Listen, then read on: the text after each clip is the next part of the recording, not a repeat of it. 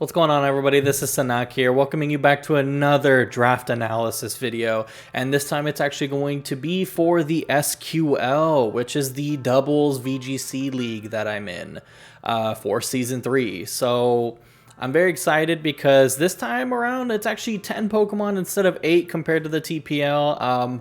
But before I get started, I want to go over some of the rules just in case, so you all know and caught up to speed with with certain Pokemon and what's going to be happening with these battles in the future, because week 1 should be starting very soon on February 1st is when week 1 starts. So let's go ahead and get into the rules. This is a VGC series type league, and we're going to be running the VGC Series 7 rules to some extent, because in this league, I know in the regular VGC they don't allow a lot of boxed legends and mythicals and stuff anymore. So, but in this league, pretty much everything is allowed except for a few like Eternatus, Zacian and Zamazenta, all those forms and stuff. There's a little handful of them, but other than that, they're like basically anything else goes. So it's gonna be very, very interesting because I haven't seen some of these Pokemon in play since like Sun and Moon, because I mean the Crown Tundra introduced a crap ton of legends, so it's gonna be pretty interesting. So we're going to be following the VGC Series 7 rules, which, it's best of 3s. Only 4 Pokemon can go into a match. You have 10 Pokemon, you create a team of 6 for a week, and then you only bring 4 into the match. And then you can kind of swap it around between each set, but you can only swap between those 6 that you bring for that week. So it's very interesting because I've never really dabbled with VGC before, and I wanted to use this as more of a learning experience, and who knows, because I mean I've always really been interested in the VGC sets and stuff, so I'm very excited to get into this draft with you guys. They were only allowing individual forms, so for example, if I picked up an Alolan Marowak, I don't have access to the Cantonian Marowak, and someone else can actually have it, but no one else can access this Pokemon, so it's basically how draft works. And then, like I said, each match will be best 3s, and no transfer moves are allowed, unfortunately. I kind of about that rule, but it's to each their own, and you kind of play how you play around these rules. But so I can't have Defog as one of the transfer moves. I think Corviknight's one of the few that learn it by level up, but you can't use Defog, you can't use Toxic and all that stuff because those aren't in the game. But anyway, those are basically the rules of what's going on. Also, any Pokemon can Dynamax too, including the boxed legends and all the legends that are available. So anyone can Dynamax or Gigantamax. So it's fair game, and it's gonna be insane to say the least. So now that's out of the way, I actually want to go ahead and go into the Pokemon that we drafted. This was a snake draft, and I was 5th pick overall. So kind of in a good spot. So early pick, kind of, and then when it snakes around, this was also a snake draft. So it kind of came back around, and I was kind of late into the pick there. But it worked out fine for us being 5th pick. But we drafted Kyurem Black for our first Pokemon, our first round pick, which was Kyurem Black. So very, very insane physical attacker. Also has some decent stats across the board because, I mean, it's a legend, it's a fusion Pokemon, so it's going to be decent everywhere. The only exception is that its defenses aren't as high as all the other stats. Maybe, well, its special defense and its speed being at 90 for special defense and 95 at speed. Everything else is 100 and above. So it's basically busted as a Pokemon. Kind of has a very diverse move pool, and not a super crazy one, but it gets some decent attacks and can be used as a special attacker or even a physical attacker, but leaning more towards the physical side. But it has some of those moves, and it can be pretty crazy. Some of its notable moves are going to be Ice Beam, Fusion Bolt, Earth Power, and Icy Wind. And I'm going to try to use more moves that would be useful in doubles, just so you know. So yeah, that's actually going to be Kyurem Black. I'm not going to be going into how I'm going to be running them and stuff, because obviously don't want to give away too much about my battle style in this, and plus I don't even know. So so that's Kyurem Black. And then for our second round pick, we ended up getting Landorus Ethereal or Etherean, whatever it's called. No, Landorus Incarnate, I believe is what it's called. My bad. But we got Landorus here, and which is the only form that I can have of Landorus. Someone else already picked up the Landorus Therian right before this one too, so either way I was still able to pick up a Landorus, which is great because that ground flying type is very unique. I believe he's the only Pokemon that has that typing, which is pretty cool. It could be a great mixed attacker because its special attack is at 115 and its attack is at 125, and you can kind of run it either or. It has some pretty good speed, being over 100 at 101. Very fast Pokemon, can be utilized. It's kind of weird because its moveset allows it to be kind of a utility mon, or it can be an all-out attacker. So it's kind of, you can play with it however you want, but usually it's used more as an attacker or more of a sweeper too. But it has some good threats and utility moves, which is pretty good. Some of the notable moves for Landorus would be Earth Power, Sludge Wave is another one, Gravity to allow people who are immune to ground to get hit, so that actually is pretty cool. And then, you know, you can also run Calm Mind on it and stuff, get some setups going, which is pretty cool. And then next up for our third round pick, we got Tapu Fini. I got Fini again for this league because you never go wrong with Fini or one of the Tapus. Very, very fantastic Pokemon. I decided for Fini because I think it would benefit Kyurem Black the best out of the Tapus, because I think, you know, the Misty Terrain is going to be really good for, you know, not getting hit with any status moves or have anyone else rest on us and all that stuff, which is pretty good. It's very bulky. Water Fairy type is very, very great, and as you can see, we're already kind of running that core of the Dragon, Fairy, and then, you know, later down the line with a Steel type and stuff. I mean, with 10 picks, you can run basically almost every core you can. So, and it also basically starting off the Water, Fire, Grass core with that typing as well, which is great. And the cool thing about Tapu Fini is that you can have it either be a support Pokemon or it can be an all-out attacker too, by setting up with Calm Mind, all that stuff.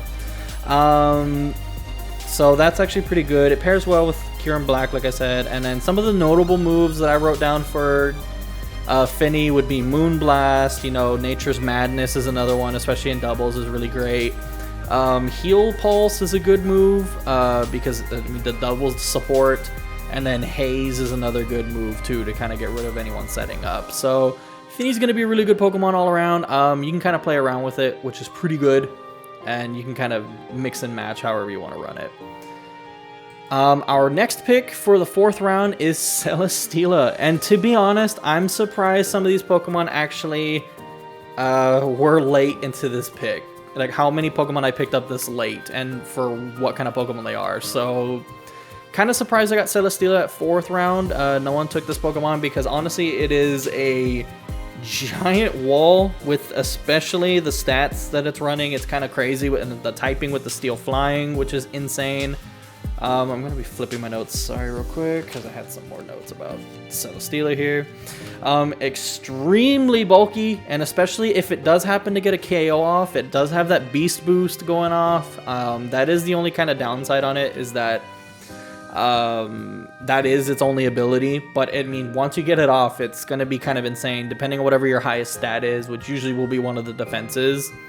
Will just keep increasing every time you get a KO, which is fantastic. I mean, the move pool on this Pokemon can actually be a wall and stall Pokemon. I mean, you can't get any more stally than Celesteela, in my opinion. You know, like Leech Seed, Protect. This thing even gets, I'm pretty sure this thing can run Substitute.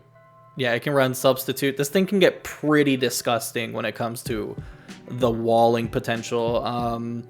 The flying typing actually opens up to some more of the weaknesses. That actually gets rid of the ground weakness, which is pretty good. But yeah, no, it's actually a really good Pokemon. Some of the notable moves that I wrote down, and I think I only wrote down 3 for this Pokemon, was, you know, Heavy Slam, because it is really heavy. It actually gets Flamethrower, which is pretty crazy. Not many people can see that coming if they don't know this Pokemon well enough. And then Leech Seed is another one. So, you know, it's going to be a pretty heavy setup Pokemon and I actually can't wait to use it. I'm interested to see how it'll work in the doubles format. And then our 5th pick, we have Rotom Wash. I ended up getting the Wash variant because I think compared to all the other variants of Rotom, I personally think that the Wash version is great.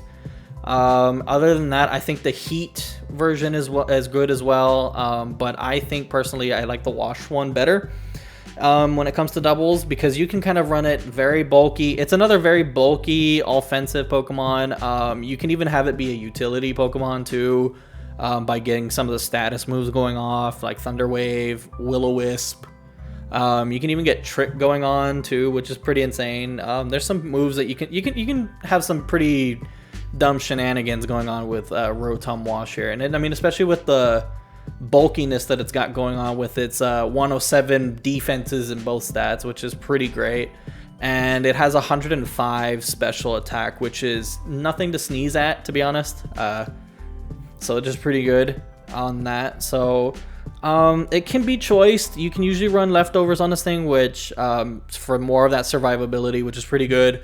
Some of the notable moves that I have for this Pokemon would be Volt Switch for pivots, Hydro Pump for that just pure straight damage, you know, and then Will-O-Wisp and like Thunder Wave, depending on however you want to status the Pokemon, and kind of see where you go from there.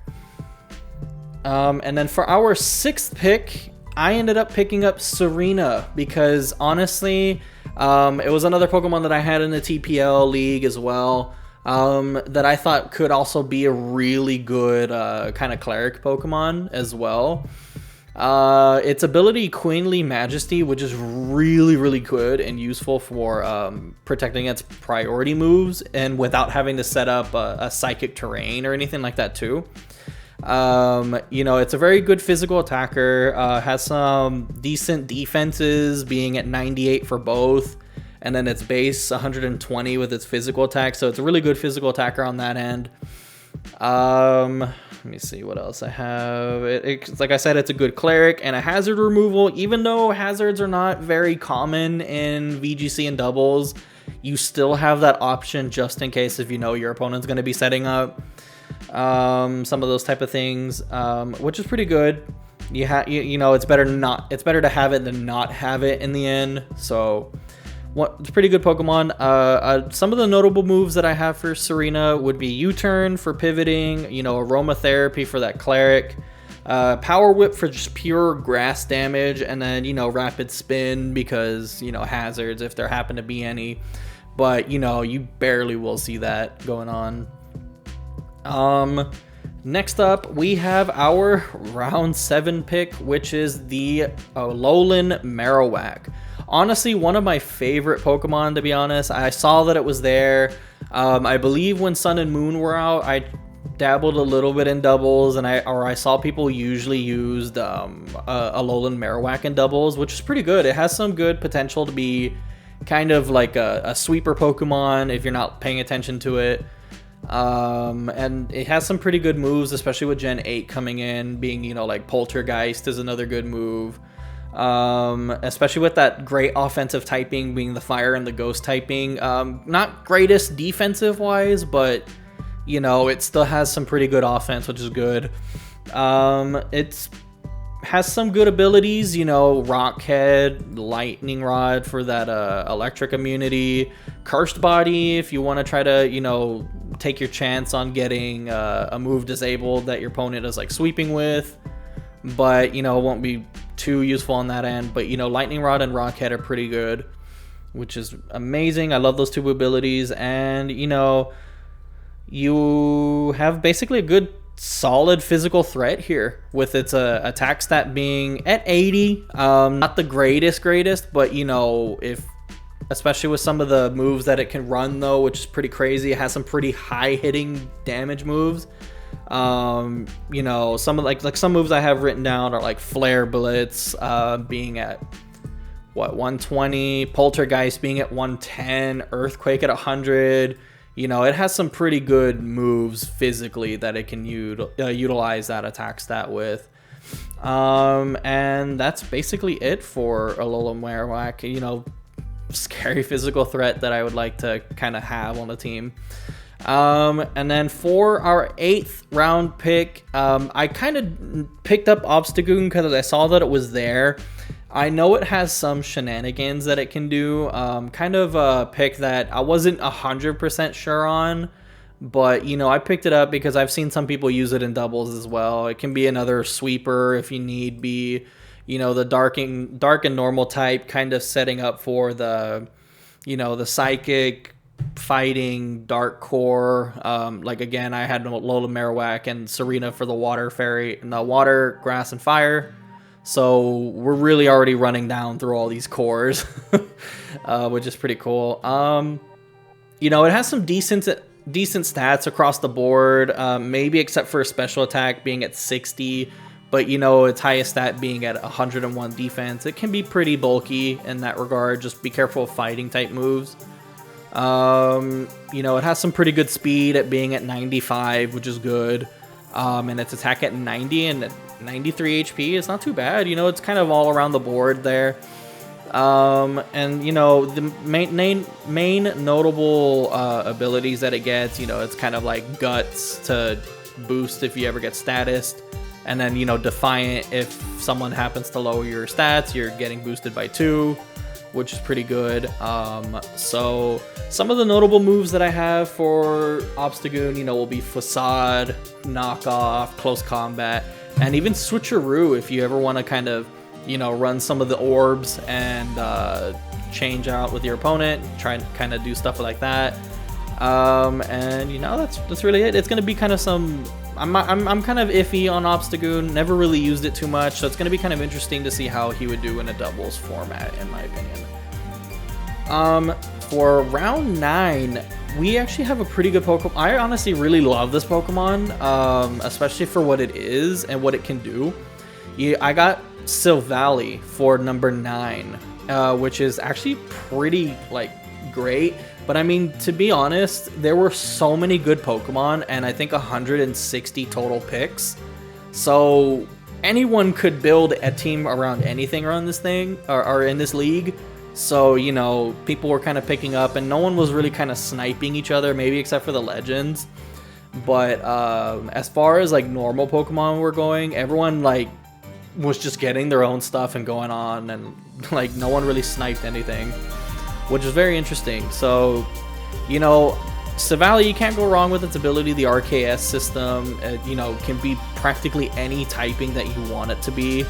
So, which is fantastic, honestly. And it has access to, like, it has very diverse moves, but not the biggest move pool either. So, it's kind of, it has some pretty good moves to utilize, but it has some other ones that, like, it's kind of known for that it would run. But, you know, you do have some of those options, especially to get stab with multi-attack is a good one. It's a base 120 attack that is stab to whatever type you have. So basically, I know Fairy doesn't get too many moves, so running Fairy Silvally is a kind of a good one as well.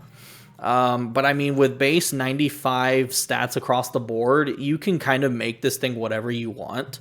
It can be a speedy Pokemon, it could be a physical attacker, it could be a support Pokemon, it can be kind of a wall of some sorts. It's kind of endless, whatever you want it to do. So I think some of the notable moves that I have for this Pokemon, you know, Parting Shot's pretty good. It has it can lower its attack and special attack, and then you can switch out, so it's another pivot move. You have multi-attack, obviously. Shadow Claw is a pretty good move, and then Ice Beam, so like you can kind of run this Pokemon however you want, which is actually pretty cool about this Pokemon, and one of the reasons why I picked it up, because, you know, you have that free reign. And that's basically it for Silvally. And last but definitely not least, we have Reuniclus being our 10th round pick, which is honestly another one of my favorite Pokemon. I think personally, Black and White had some pretty good Pokemon that came out of it. So for me, I was really happy about Reuniclus. The good thing is it's a very bulky psychic type. So again, since I had Obstagoon, you know, I was trying to complete that dark fighting psychic core. I mean, I can even complete it with Savali, but I didn't pick up a fighting type, obviously, as you can see. But, you know, it doesn't matter about all the typings and stuff. You want to just make sure you have some the good synergies and stuff that you can pick up. But, you know, anyway, Reuniclus is a bulky psychic type, has great HP being at base 110, and it has great special attack at 125. However, the rest of the stats are kind of just mediocre, and then like ending up at average with the defenses and stuff. So kind of need to be careful with that, because it's kind of, Reuniclus can be one note in a way, but you know, you're setting up Trick Room, either Leftovers, Magic Guard, you know, it can be kind of one note if you know the Pokemon well enough. But outside of that, it can be surprising on what it can actually run. It actually runs a lot of physical moves. It runs all the punches, which is pretty interesting. But, you know, with that base 65 attack stat, you're not going to be using that or running that. There would really be no need to. But anyway, it has some great abilities, being Magic Guard, which it can only be damaged by direct attack. So if you happen to be toxic or burned or anything like that, you will not be taking any of that damage. And then, you know, you have Regenerator, which basically swaps out. It's free healing essentially by switching out, which is great. Does it get Teleport? I don't think this thing gets Teleport. Because if it does, no, it does not get Teleport. Okay, so if it got Teleport, that would have been really good. But it doesn't, so it's alright. But either way, Regenerators is still a good move, an ability. Overcoat can even be used, but it just depends if you're running a weather team or not. You know, Sandstorm, Hail, preferably, because I mean, those are the only ones you take damage with. The only downside to it is it's very, very slow, and it will have to eat up some hits for sure, unless you get a Trick Room up. So that's going to be a very interesting way to use it, but I know it can be really used in doubles, and it's a really good support Pokemon, you know. And then so with that, I actually have some notable moves, being Ally Switch, you know, Expanding Force if you do happen to get a Psychic Terrain up with the Dynamaxing, or hell, even giving this thing a Psychic Terrain if you needed to. Nightshade for, you know, fixed damage if you end up facing a wall, and then Helping Hand to kind of boost up some other Pokemon that you're with. So honestly, I think a really good Pokemon in my opinion, kind of slept on a little bit over Gothitelle, but I'm really excited to be using this Pokemon. And that's basically it. That is the Texas Tyrunts for the SQL for Season 3. Very, very, very excited to get this week started, or this season started, because I mean, never dabbled in doubles before, so very, very excited, especially with the powerhouses that I ended up picking up. Kind of interested to see what kind of techs I can get them into. And I'm actually kind of excited to see how the best of threes and like the VGC format goes, because compared to the singles that I'm in, I'm so used to singles that like my mindset's fixed on that only. So it's kind of interesting to see how I'll adapt to doubles and everything as well. So yeah, that's basically it. Honestly, very, very excited, and I mean, I'm excited to see how it goes, and I hope you all are excited too, because you know, I'll try to figure out a schedule for when these things get uploaded. It's going to be kind of, I think, more on the weekends, because of the fact that each opponent's going to be different with their time schedule and stuff. So I think usually Saturdays for the TPL and then maybe even Sundays for the SQL will be a better bet, because of the fact that, you know, again, each opponent's schedule and stuff is very different.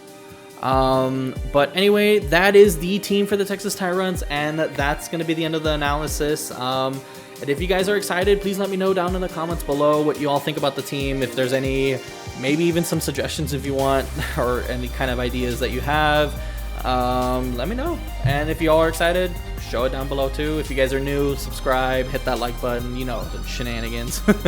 But other than that, I will see you all in the next one, and